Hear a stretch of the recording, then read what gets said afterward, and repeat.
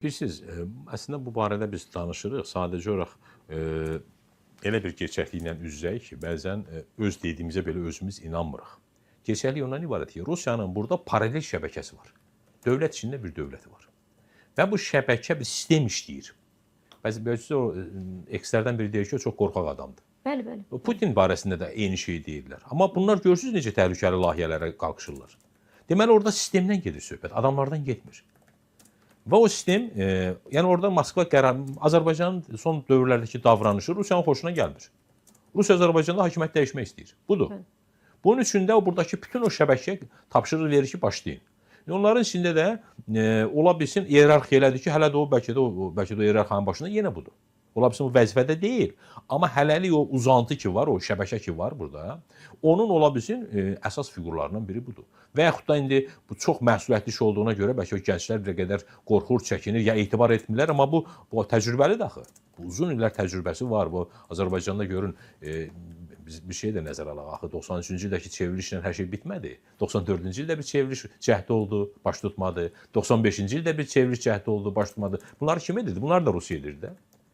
Və həmin çevriliş cəhdlərinin uğurlu alınmamasının səbəblərindən biri də buradakı o icraçıların deyək ki, səriştəşdiyi bacarıqsızlığı idi və s. idi. Yaxud da dövlətin daha ciddi müqavimət imkanlarının olması idi. Görünür, növbəti bir uğursuzluq olmasın deyə belə möhkəm kadrları, o köhnə magikanları yəni tapşırıblar, daha etibarlı tapşırıblar. Amma yenə mən o qənaətdəyəm ki, bu bir nəfərin işi deyil. Burada bütün o şəbəkə hərəkətə gətirilib. Sadəcə olaraq görünür əsas işi Rusiyanın özü görəcəkdi. Sonra iki mərhələdə bunlar artıq çalışacaqdı. O dövlət şurasının falanın yaranması və Rusiyanın necə də birbaşa artıq burada hakimiyyəti ələ ala bilməsi. Rusiya 93-cü ildə hakimiyyəti ələ ala bilmədi. Bax, məsələ buradadır ki, Rusiya ona görə hər zaman, bax 93-cü ildə onlar Azərbaycanda dövlət çevrilişi eləyəndə Elçi bəy Heydər Əliyev dəvət elədi və Heydər Əliyevin gəlişi o Rusiyanın buradakı planlarını pozdu. Qarşısı alındı. Sonraki dönəmdə də görünür, yenə də müxtəlif cəhdlər elədilər, onu hakimiyyətdən devirə bilmədilər.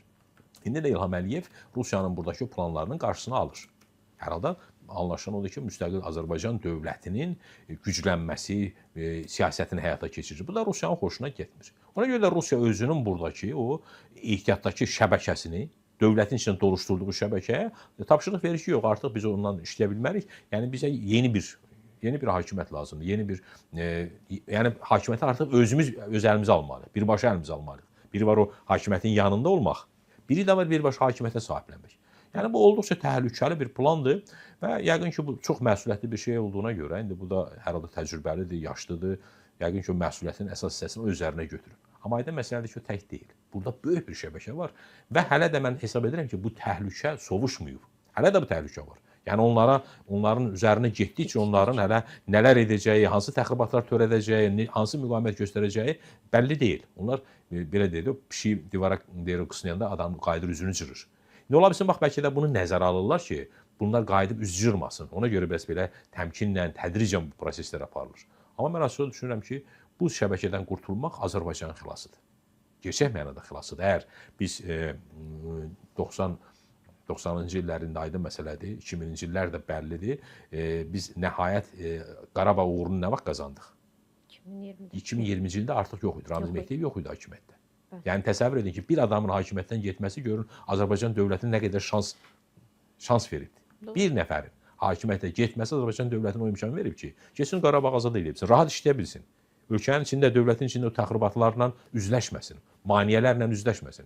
İndi bütün bu şəbəkənin dağılması görün nə deməkdir? Sanki Azərbaycan xalqı azadlığa çıxır, Azərbaycan xalqı işığa çıxır. Bu çox vacib bir məsələdir. Ona görə də yəni burada mən düşünürəm ki, biz çox əhəmiyyətli bir dönəmdən keçirik. İndi baş verən hadisələr təbii ki, əhəmiyyətli bir hissəsi, böyük bir hissəsi sanki gizli gedir. İnsanlar yalnız belə deyək də o hətta siz demişsiniz, rəsmi görürsünüz, məlumat yoxdur ki, buna qarşı cinayət işi qaldırır filan.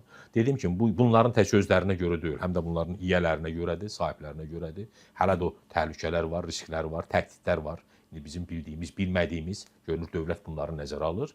Amma eyni zamanda həm də bu şəbəkənin törədəcəyi fəsadların bəlkə də qarşısını almaq üçün müəyyən bir ehtiyat tədbirləri, bir qədər səliqəli, səhmanlı davranışlar həyata keçirilir. Amma mən hesab edirəm ki, əslində xalqın da haqqı var ki, bir şeyləri bilsin. bu proseslərdə xalqın da iştirak etməsi önəmlidir. Çünki bu şəbəkədən qurtulmaq yalnız dövləti deyil, xalqı da xilas edir.